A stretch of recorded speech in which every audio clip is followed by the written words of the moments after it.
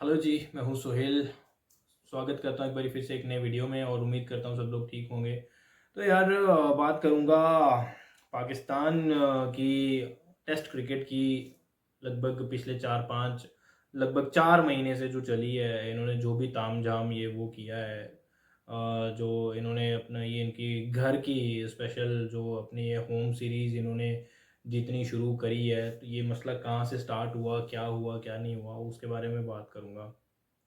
तो पिछले टोटल कुल मिला के अगर हम 3 मैचेस देखें, 2 इंग्लैंड वाले और एक ये वेस्ट इंडीज़ वाला, तो इनका ना पूरी तरह से स्पिनर्स ने डोमिनेट किया है। इन तीनों टेस्ट मैचेस को स्पिनर्स ने पूरी तरह से डोमिनेट किया, कोई चांस नहीं दिया इन्होंने सामने वाली टीम को, चाहे वो 2 टेस्ट मैचेस एक मुल्तान और एक रावलपिंडी वाला इंग्लैंड के अगेंस्ट हो और उसके बाद ये एक जो मुल्तान में हुआ है वेस्ट इंडीज़ के अगेंस्ट, चाहे ये वाला टेस्ट मैच हो।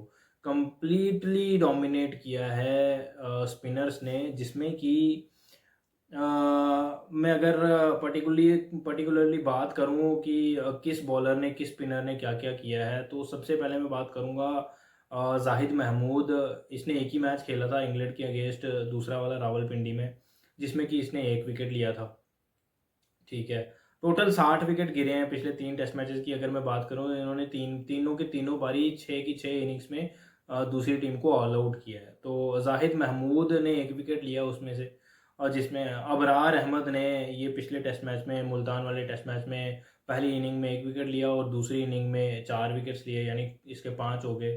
तो उसके बाद नुमान अली ने टोटल 26 विकेट्स लिए हैं, ठीक है, 6 इनिंग्स को मिला के 26 इसने विकेट्स लिए हैं। और सबसे ज़्यादा जो विकेट्स लिए हैं वो लिए हैं साजिद खान ने 28 विकेट्स, 6 इनिंग्स में 28 विकेट्स, ठीक हो गया।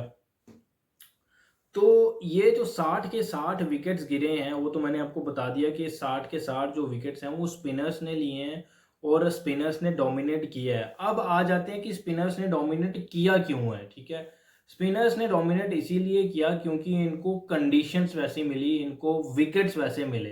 अब विकेट इनको कैसे मिले वो बात करते हैं। एक आकिब जावेद का ना एक इंटरव्यू बड़ा वायरल हुआ था, पीएसएल जब हो रहा था ना, 2024 का पीएसएल हो रहा था, उसके बाद जो जब इनका आई थिंक ये बांग्लादेश वाला ये टेस्ट मैच हारे हैं ना, उसके बाद आकिब जावेद का एक इंटरव्यू हुआ है।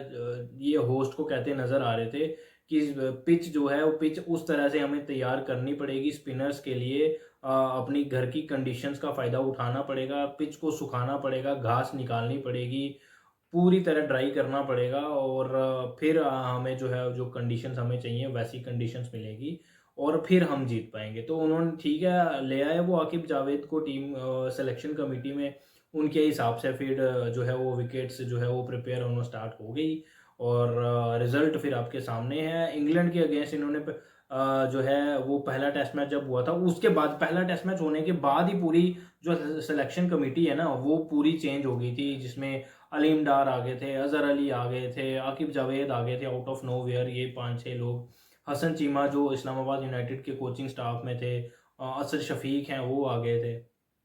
तो फिर जो विकेट है वो आकिब जावेद के कहने पे इंग्लैंड के अगेंस्ट जो दूसरा टेस्ट मैच हुआ था मुल्तान में ही, उन्होंने नया विकेट नहीं बनाया, जिस विकेट पे पहले टेस्ट मैच हुआ था पहला, उसी विकेट पे उन्होंने दूसरा मैच करा दिया और वो पहले ही दिन से जो है वो टर्न होना शुरू हो गया, स्पिन होना शुरू हो गया, अनइवन बाउंस हो गया, फिर बड़ी दिक्कतें आई इंग्लैंड को। इंग्लैंड वन साइडेड इन्होंने इंग्लैंड को हरा दिया वहाँ पे। इन्होंने बड़े पंखे वंखे लगा के हीटर्स लगा के पूरी तरह से पिच को सुखा दिया, ड्राई कर दिया। वो जो पहले टेस्ट मैच में जो पिच रफ हुआ था उन्होंने वही रहने दिया और फिर जो हालात जो हुए, जो तामझाम करने के बाद जो इनको कंडीशंस मिली और फिर इनके स्पिनर्स को जो हेल्प मिली है, तो फिर वो आपके सामने ही है और वो फिर आगे सिलसिला चलता गया। वो रावलपिंडी में भी पहुंचा वो सिस्टम, और उसके बाद अभी जो है ये मुल्तान वाले टेस्ट पहले टेस्ट मैच में भी वही सिस्टम रहा है। वेस्ट इंडीज़ को इन्होंने वन साइडेड तो चलो मैं नहीं कह सकता कि वन साइडेड हराया है, क्योंकि स्पिनर्स जब आएंगे तो दूसरी टीम भी, वो भी वेस्ट इंडीज़ वाले भी 3 स्पिनर्स लेके खेल रहे थे। और जब इनके पास अगली बारी श्रीलंका, अगले सीजन में इनके घर में श्रीलंका ने आना है और न्यूजीलैंड ने आना है और किसके साथ इनकी घर में टेस्ट सीरीज़ है यार, और है 2 टेस्ट मैचेज़ इनके श्रीलंका के साथ हैं, 2 टेस्ट मैचेज़ इनके न्यूज़ीलैंड के साथ हैं और 2 टेस्ट मैचेज़ इनके साउथ अफ्रीका के साथ हैं। श्रीलंका और न्यूज़ीलैंड के पास भी तगड़े स्पिनर्स हैं। न्यूज़ीलैंड की अगर मैं स्पिन एवरेज की मैं बात करूँ तो न्यूज़ीलैंड वाले जो स्पिनर्स हैं ना, वो पूरे वर्ल्ड क्रिकेट में उनकी टॉप की एवरेज है। वो इस टाइम पे 22 की एवरेज के ऊपर बैठे हुए हैं, ठीक है? और credit goes to Ajaz Patel and Santner, जो कि उन्होंने इंडिया के साथ किया था, इंडिया में आके उसकी वजह से जो है उनके स्पिनर एवरेज के मुकाबले में वो टॉप पे बैठे हुए हैं। दूसरे नंबर पे आती है पाकिस्तान, जिनकी 24 की एवरेज है, ठीक है? और उसके बाद आती है इंडिया तीसरे नंबर पे, जिनकी 28 की एवरेज है, और सबसे बढ़िया स्पिनर्स ही इंडिया के पास हैं। ये सब हुआ है जो कि श्रीलंका न्यूजीलैंड से हम टेस्ट मैच आ रहे हैं ना 3, ये वहां से खराबी होनी शुरू हुई थी। तो बात कर रहा था इनके स्पिनर्स की। तो देखो, दिक्कतें इनकी बैटिंग को भी हो सकती हैं, वो हमें साफ साफ दिखा है। इंग्लैंड के अगेंस्ट इनकी बैटिंग फेल हुई स्पिनर्स के अगेंस्ट, ठीक है? खैर उतनी ज़्यादा फेल नहीं हुई, दोनों टेस्ट मैच इन्होंने जीते थे बड़े आराम से। और उसके बाद वेस्ट इंडीज़ के अगेंस्ट आप देख लें, पूरी पूरी की पूरी बैटिंग दोनों इनिंग्स में फेल हुई है। शान मसूद ने दूसरी इनिंग में 50 किया और पहली इनिंग में 88 किया था सऊद शकील ने, और 71 किया था मोहम्मद रिजवान ने। बस ये 3 इंडिविजुअल्स के स्कोर्स आप निकाल दें, अगर ये नहीं होते तो मैच की सिचुएशन कुछ कुछ जो है वो अलग हो सकती थी। तो बट अगर आप ऐसी कंडीशंस आपको आप दूसरी दूसरी टीम को देना चाहते हैं, आप ऐसी सिचुएशन में डालना डालना चाहते हैं, तो फिर आपको जो है वो तगड़ा होके आना पड़ेगा। आपको अपना जो स्पिन डिपार्टमेंट है उस पर पूरा यकीन करना पड़ेगा, और वो जो डिपार्टमेंट आपका 100 में से 100% चलना ही चाहिए। अगर वो एक भी मैच में, एक भी इनिंग में फेल हो गया तो वहां पे आपके लेने के देने पड़ जाएंगे। तो फिलहाल अभी तो इनके लिए जो गाड़ी है वो पटरी पे बिल्कुल सही चल रही है, और I am all for it यार।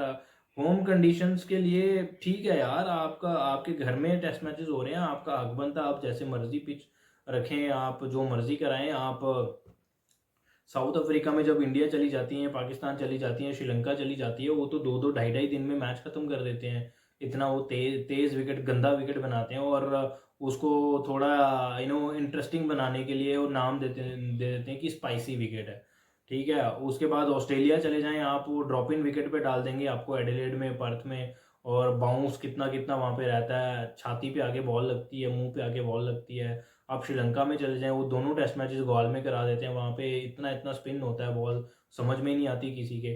तो न्यूजीलैंड में चले जाएं, वहाँ पे आपको पेस वाली कंडीशंस मिलेगी। आप इंग्लैंड चले जाएं, वहाँ पे ड्यूक की बॉल बॉल के साथ जो है, ड्यूक्स की बॉल के साथ आपको खेलना है।